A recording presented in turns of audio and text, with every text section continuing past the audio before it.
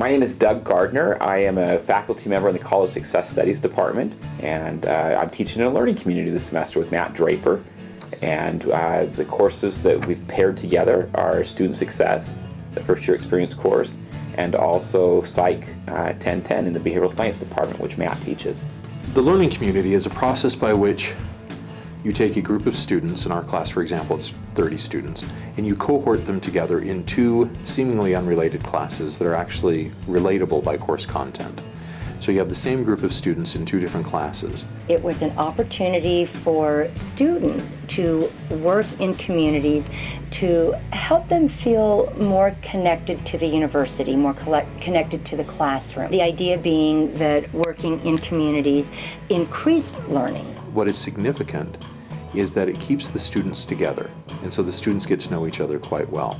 The other thing that's quite advantageous for us faculty is that I get to work with colleagues in other departments, and we get to demonstrate through the creation of curriculum how these two topics are relatable.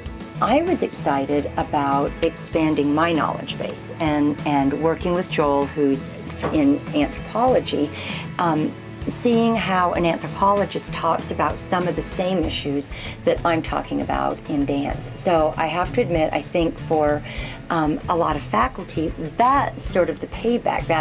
That's fun to have a deeper grounding in my own discipline. In the learning community that Matt Draper and I teach in, it's an awesome pairing. It's an ideal pairing. In my class, I teach things like note-taking and memorization skills. We talk about test taking. Well, when they come to class, we're talking to them about test taking, but we're able to apply it to a specific context, and that's in Matt's class. I know when his tests are going to be, and I even create some questions to put on the test. The students are able to see the connection between what they're learning theoretically in Matt's class and also some practical, theoretically based techniques that they're using in my class. Students typically compartmentalize their classes, so if they have a class in math that has nothing at all to do with psychology in their minds, or in the minds of the faculty, that's not true. So we get to use these learning communities to show the students the way in which all of these content and all of their classes actually overlap.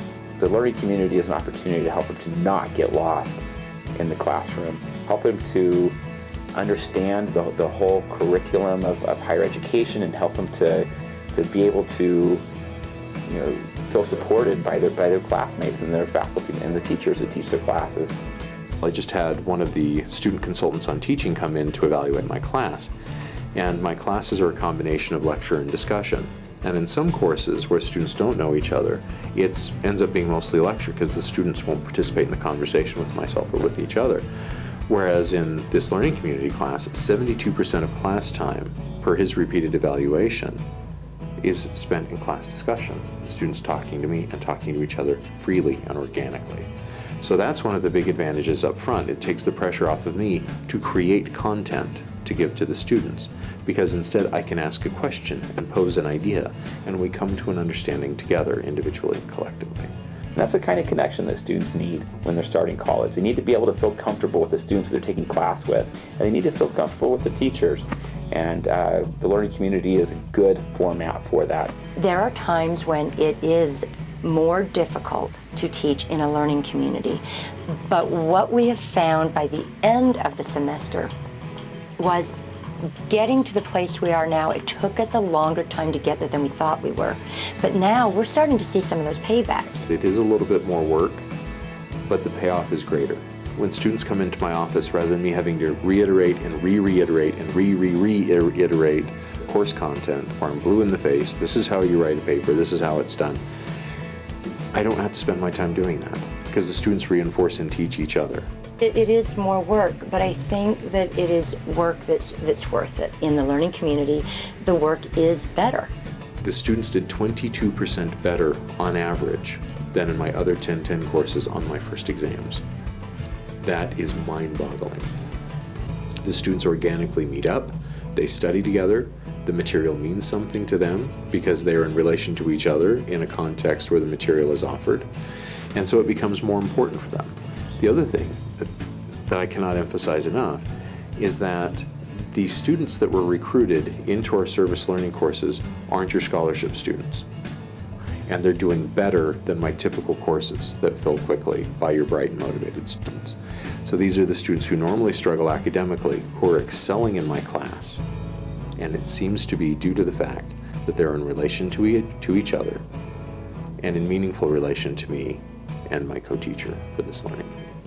If you're a faculty member and you want to do a learning community, I'd highly recommend you, if you're in a content area, contact or create a learning community with somebody that's in the College Success Studies department, my department.